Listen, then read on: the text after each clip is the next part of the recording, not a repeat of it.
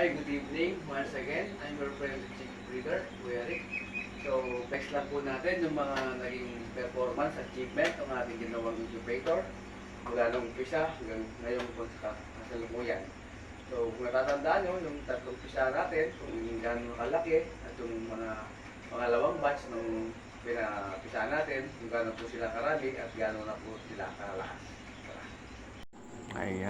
Ayan.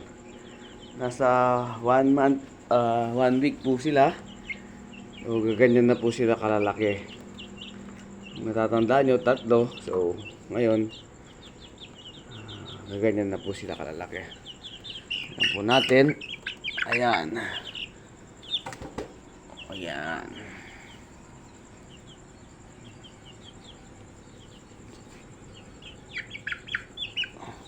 So,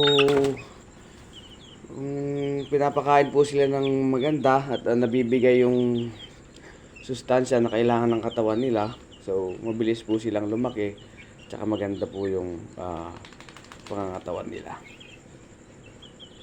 Pangalawang batch ng papisa natin.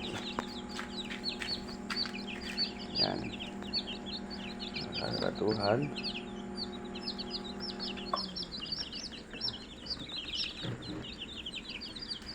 Malakas na po sila at mabilis sila lumaki. Siyempre, at the same time, malakas na rin pong kumain.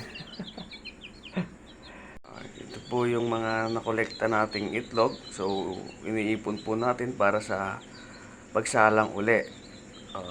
Mas maganda po marami. One time, big time, sabi nga nila.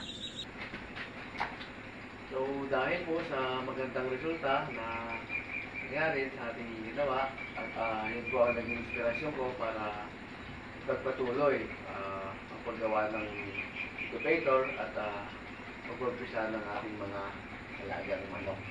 So, at the same time, para din po makatulong sa mga gustong magparami at mag-alaga ng kanilang mga alagang hayop o mga manok. That's all for tonight. God bless and thank you for watching.